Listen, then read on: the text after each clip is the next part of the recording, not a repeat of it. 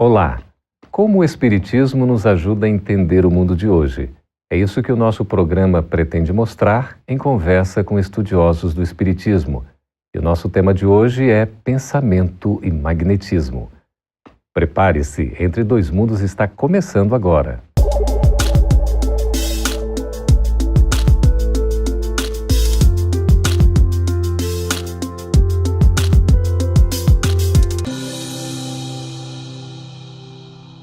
Será que o pensamento e o magnetismo podem mudar a nossa vida para melhor? Será que a força do nosso pensamento pode trazer consequências à nossa vida?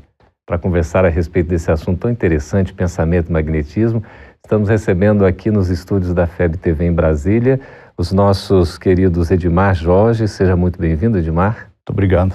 E também Jack Darsa, colaborador, divulgador do Espiritismo. Seja bem-vindo, Jack. Gratidão, Geraldo. Que bom, prazer recebê-los aqui. É um assunto instigante, porque há muitas dúvidas a respeito disso e a gente gostaria de começar logo assim, conversando a respeito da definição do conceito exatamente, Edmar. O que é o pensamento? O pensamento é um atributo do espírito que Emmanuel categoriza como uma força eletromagnética. Na base, portanto, da emissão do pensamento estão, segundo ele, pensamento, eletricidade e magnetismo conjugam-se para a formação de todos os fenômenos vivos do universo. Interessante. Provocando o resultado da gravitação, da afinidade, da assimilação e da desassimilação. Isso faz parte da nossa vida do cotidiano, Jack. Onde é que entra aí, no caso, essa associação que o Edmar já está fazendo com o magnetismo? Como é que a gente pode entender o magnetismo em nossa vida? O magnetismo, na verdade, vai ser todas as forças de atração e de repulsão. E nós vamos ver isso já nas leis da física, mas vamos ver também entre os seres humanos, em todo o universo, a lei do magnetismo se faz presente. Então vamos ver a questão, por exemplo, do ímã, que o ímã tem os polos, eles se atraem ou se repelem, mas muito mais importante talvez que isso nas nossas relações humanas seja o que nós temos entre os seres humanos, este poder que temos de, às vezes, de grande atração, de simpatia por alguma pessoa, ou de uma certa antipatia ou repulsa por certa pessoa, ou até mesmo certos locais em que nos encontramos. A gente poderia dizer, Edmar, que o nosso pensamento é magnético? Sem dúvida nenhuma, desde a origem. Segundo André Luiz, há 1 bilhão e 500 milhões de anos começou a evolução do princípio inteligente e esse prazo foi o necessário para que a estabilidade do pensamento contínuo se instalasse no ser humano.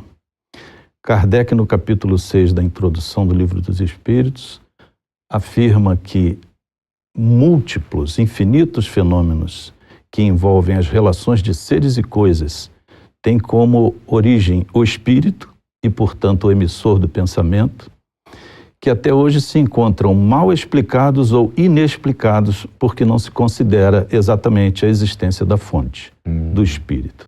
E a gente pode dizer, Jack, que os nossos pensamentos acabam influenciando também numa ambiência, aquilo que nos rodeia, até em termos de bons fluidos, por exemplo? Claro. Na pergunta 459 do Livro dos Espíritos, Kardec pergunta se os espíritos influenciam nossos atos e pensamentos. E a resposta é: influenciam muito mais do que imaginais. Influem a tal ponto que de ordinário são eles que vos dirigem. No entanto, nós temos o nosso livre-arbítrio para escolher como nós precisamos pensar. Eu, quando quero falar isso para as pessoas, eu sempre digo que nos desenhos da Disney, às vezes aparecia o Pato Donald nervoso, numa dúvida, e aparecia um anjinho de um lado e um serzinho das trevas do outro. A quem ele resolvesse ouvir, ele daria mais força. Então, se ele ouvia um anjinho, o outro ser desaparecia. E o anjinho começava a se tornar mais forte. Mas cabe a nós. Nós temos o nosso pensamento irradia. Nós irradiamos, nós criamos, através da ideoplastia das formas de pensamento, se pensamos, estamos imediatamente criando. E então nós temos que estar muito atentos, não só ao que nós falamos, não só como nós agimos, mas tão importante quanto é como nós pensamos. Vamos ver no Evangelho segundo Mateus, capítulo 5, versículo 27, o que em teologia nós chamamos como a segunda antítese do Cristo no Sermão do Monte, que ele diz: ouviste que foi dito, não cometerás adultério. Eu, porém, vos digo que se em pensamento pensar na mulher do próximo, já cometeste adultério. Quer dizer, o pensamento aí tem um componente muito forte, né, Edmar? Ele parece ser a matriz, a origem de tudo que acaba acontecendo na vida. Na verdade, como dissemos antes, há 3,5 milhões de anos atrás, foi quando o hominídeo recebeu a estabilidade do pensamento contínuo, nós começamos a construir uma nova estrutura que o Espiritismo conhece bem. Em O Problema do Ser, do Destino e da Dor, Leon Denis descreve a tríade que define a essência do espírito: pensamento, sentimento e vontade. A partir do pensamento contínuo, como Calderaro nos ensina no mundo maior, o ser humano passou a ter uma outra tarefa tão importante quanto aquela, a conquista do pensamento contínuo: a estabilidade, o equilíbrio, a harmonia de suas emoções. Na base dessa estrutura, a vontade, como diz Emmanuel em Pensamento e Vida, o leme segundo o qual a nossa trajetória pode tomar esta ou aquela direção. Ir em sintonia com as leis morais que governam a vida ou contra elas, estabelecendo o fator primordial de todos nós, que é a possibilidade de fazer escolhas, né? A gente poderia dizer que os bons pensamentos acabam gerando benefícios e os maus pensamentos acabam gerando prejuízos? A gente pode afirmar assim? Simples assim. É uma retroalimentação. Se nós vivemos neste padrão vibratório, que é o ideal, e a gente consegue, através do esforço, subir um pouquinho. Quanto mais nós estivermos aqui, quanto mais nós nos esforçarmos, existe essa retroalimentação. Quanto melhor, mais bem, mais no bem, mais na bondade, no amor, quanto mais positivamente você pensar, é um exercício, você ensina ao seu cérebro a começar a agir sempre naquele padrão vibratório. Infelizmente, o caso contrário também vai ser. Quanto mais você se alimentar de pensamentos negativos, atitudes negativas, se alimentar de notícias negativas, o seu cérebro vai estar sempre naquele outro tipo de padrão.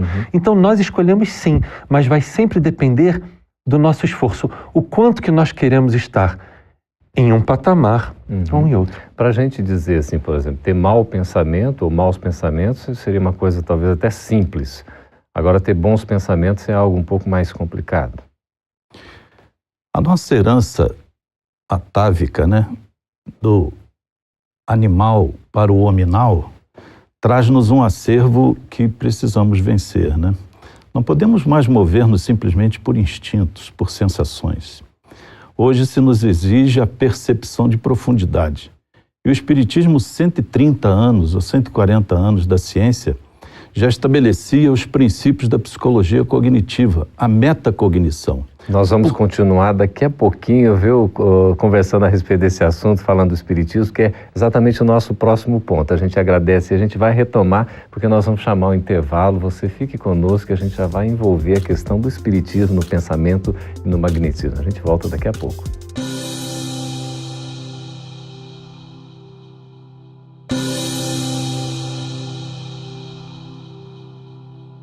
Estamos de volta com Entre Dois Mundos, conversando a respeito de pensamento e magnetismo.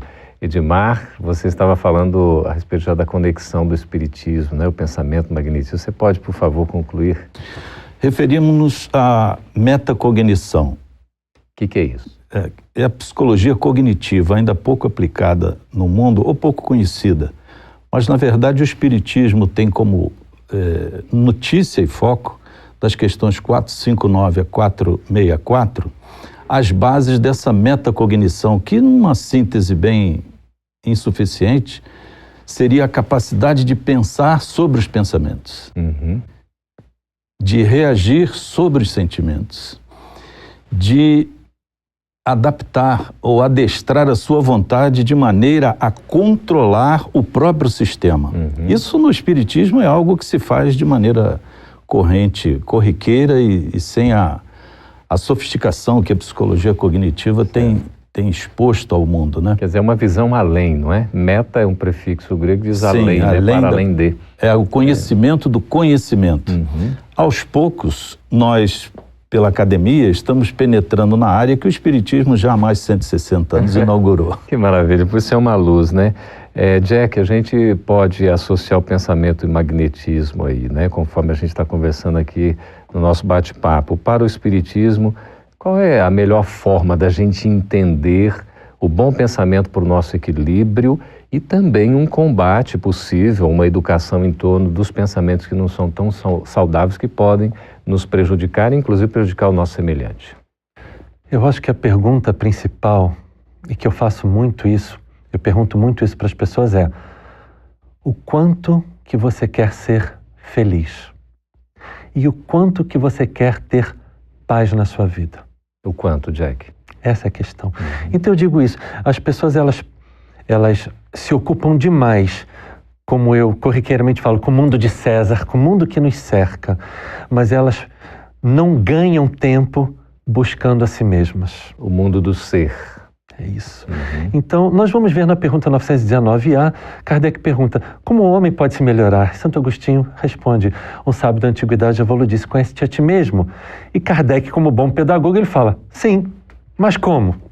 Santo Agostinho dá a resposta: fazei como eu fazia enquanto eu estava vivo. Todas as noites ao me recolher, eu pensava no meu dia o que eu havia feito de bom, que eu deveria repetir, o que eu havia feito que não foi muito bom, e o que eu deveria ter feito ainda mais de bem. E vamos ver este mesmo tipo de raciocínio com Paulo. A última epístola que ele escreve em sua vida, que é a segunda epístola para Timóteo. Paulo nos dá uma frase que, junto com a resposta da pergunta 919A, ela pode se resumir o nosso dia a dia. Paulo, ele repensa toda a sua trajetória, escreve a Timóteo, 2 Timóteo capítulo 4, versículo 7. Terminei a minha tarefa, combati o bom combate, guardei a fé. Eu digo que a pessoa ela precisa se esforçar, ela precisa estar vigilante. Vigiar e orar para não cair na tentação. Está vigilante com o seu mundo interno e não somente com tudo que a cerca. Nós estamos vivendo aí períodos extremamente difíceis, não é? A gente poderia dizer isso, Edmar, desafios, necessidade de testemunhos, não é? A coisa assim não é tão simples. Será que nós estamos dando conta, né, desse processo ao que o Jack estava se referindo, de realmente realizar esse bom combate conforme, né, o testemunho do próprio Paulo? Estivemos ao longo desses séculos com a consciência de sono, como nos define Joana de Ângeles, né? E a consciência de sono agora esbarra no abalo físico e moral previsto no Livro dos Espíritos, na Lei de Progresso, que exige do homem refletir exatamente sobre o que é, o que faz aqui e para onde vai. Nesse sentido, nós ainda mal começamos a exercitar a regra básica: fazer ao próximo o que gostaríamos que nos fizessem. Vale dizer, nós estamos já na transição da regra máxima, que não é essa, é a básica. Jesus, antes de ir, deu o norte, né?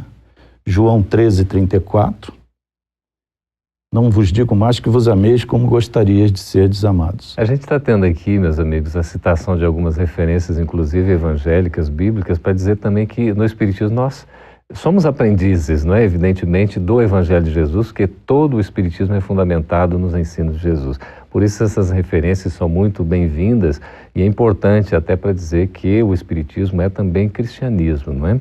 Cristianismo redivivo, tirando realmente da letra o Espírito, né, que vivifica.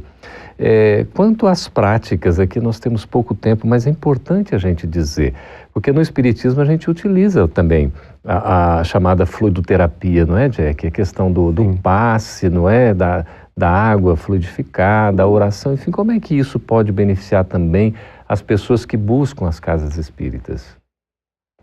A questão do passe e a da água, quando nós adentramos uma casa espírita, assistimos uma palestra, nos harmonizamos com o local e após isso vamos tomar um passe, nós efetivamente vamos conseguir receber todo o benefício que o passe irá nos dar. O passe é essa irradiação, essa transferência, essa doação de fluidos, tanto da espiritualidade quanto do médium passista que está ali se colocando como instrumento do Cristo para auxiliar.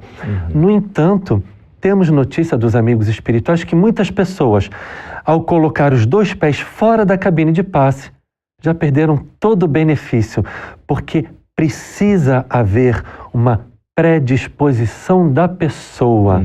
Ela precisa ter fé, ela precisa acreditar, precisa confiar. Então, pela ação de sua própria vontade, em querer, em acreditar, o passe ele realmente terá todo o seu efeito. Nesse contexto, Edmar, a oração também colabora, não? Sem dúvida. E hoje já não mais nos precisamos socorrer da religião, né? Porque a fé hoje é pesquisada em Harvard. Cientificamente. Exatamente. E George Weiland, psiquiatra pesquisador nessa área, recomenda que uma fé inabalável só se constrói com emoções positivas. Ocorre que entre o pensamento e a emoção... É uma distância boa, né? 300 milissegundos. Segundo Antônio Damasio no livro O Erro de Descartes. Mas a maior distância que se pode conceber para um ser qualquer é a que Thomas Merton adverte. É a distância entre a mente e o coração. Se nós não disciplinarmos as nossas emoções, não as administrarmos de maneira correta, nós teremos grande dificuldade. Referimos a João 13:34 e eu vou enunciar o conteúdo da nova regra, que é a regra para o próximo milênio. Não que nos amemos como gostaríamos de sermos amados, mas que nos amemos como Ele nos amou. Que ele coloca essa condição. A referência nós temos, a diferença é muito grande. Pois é, nós estamos conversando com o Jack, conversando aqui também com o Edmar a respeito desse assunto tão bonito, importante, que é o pensamento e magnetismo. Nós já vamos nos preparando para o próximo bloco, quando vamos responder as perguntas que você fizer. Pode escrever para nós, tem o endereço no vídeo. Você pode assistir a esse e outros programas também da FEB TV pelo canal Gotas de Luz. Fique à vontade, é sempre uma satisfação contar com a sua presença, a sua companhia. Nós vamos para um breve intervalo e voltamos daqui a pouquinho. Fique aí.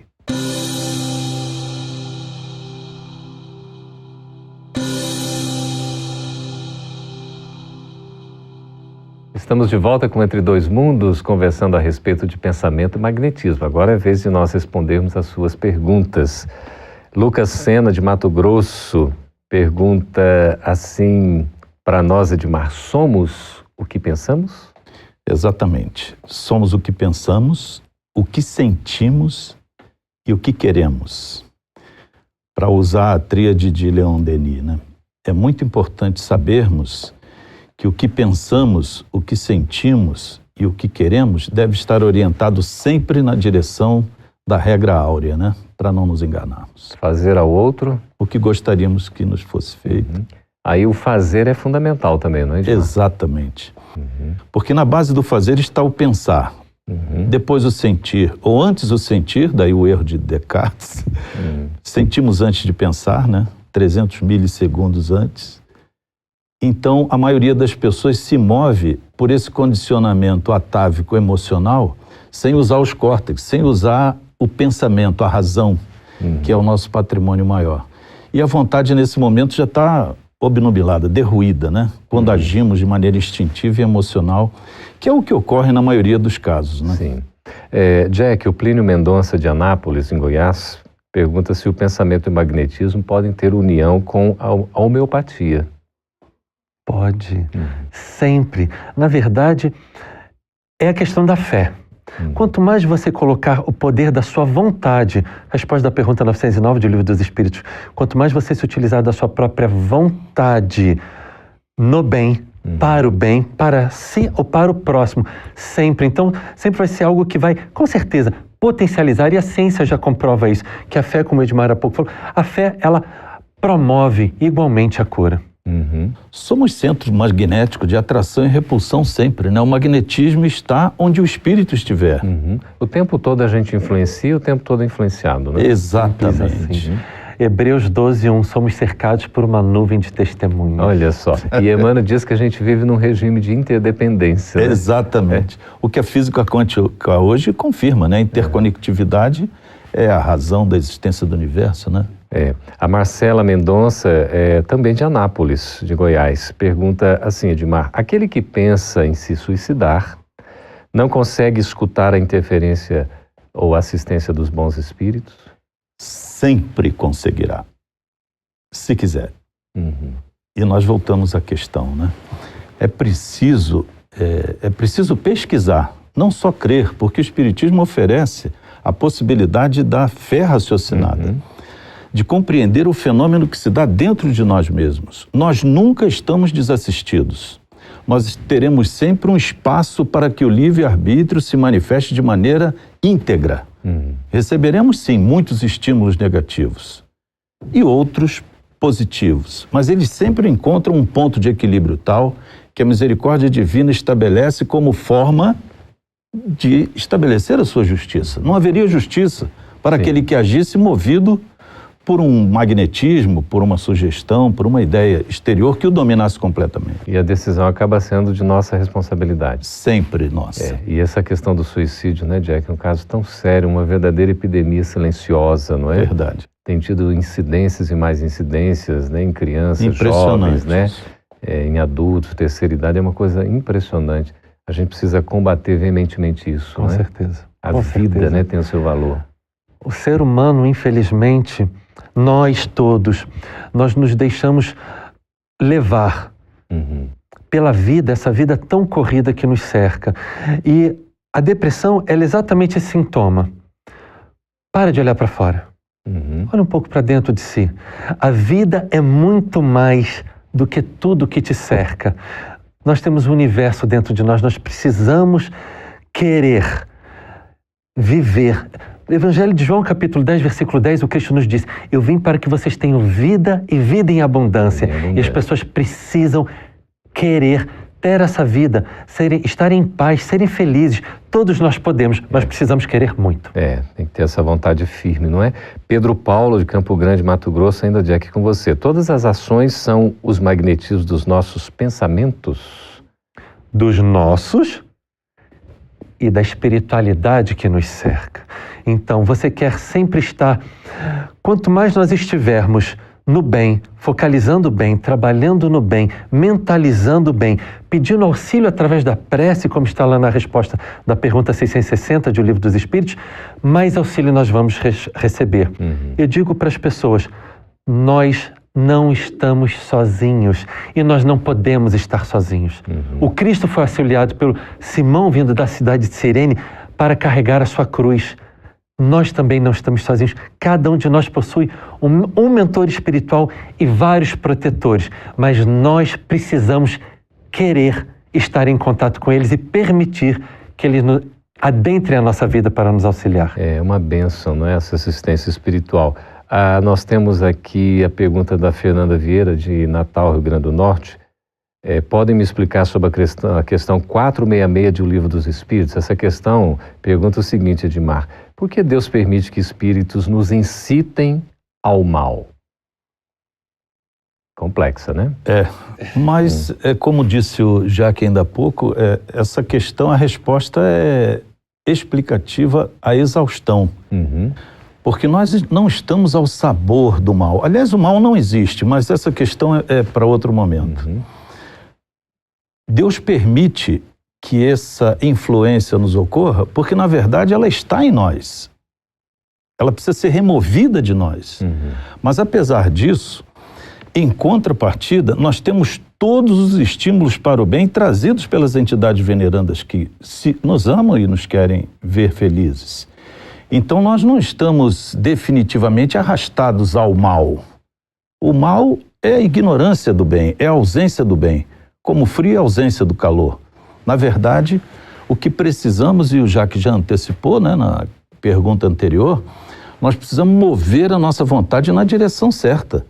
de maneira a ir progressivamente reduzindo ou eliminando as influências que podem nos levar a cometer atos contra as leis morais que governam o universo e a vida. É porque poderia dar a impressão, né, Jack, de que a gente assim é influenciado e nós não temos como resistir a uma influência negativa. Então a gente acaba descambando para o erro porque não tem outra alternativa, o que é um equívoco, não é? É um grande equívoco. Nós precisamos entender que as rédeas das nossas vidas estão nas nossas mãos. Exatamente. Não está nas mãos de terceiros. Então, a minha vida é minha, a minha vida me pertence. A gente costuma transferir muito, né? O tempo todo, todos nós transferimos, né? Até para a própria vida, né? Nós transferimos as nossas infelicidades, tudo em nossa vida nós transferimos. Porque fulano... Não, querido, é você. A vida é sua, é minha felicidade, é minha paz. O que eu preciso? Trabalhar, exercitar o meu cérebro para que ele sempre esteja pautado na vibração correta. E quando vier uma vibração que não seja muito boa, faça uso da prece, peça ajuda. A espiritualidade, não existe nenhuma prece que fique sem resposta da espiritualidade maior. Então vamos pensar no bem, não é? Sentir o bem e agir no bem, né, Edmar? Já encerrando o nosso programa. É isso, né? Mesmo. Urge que seja assim.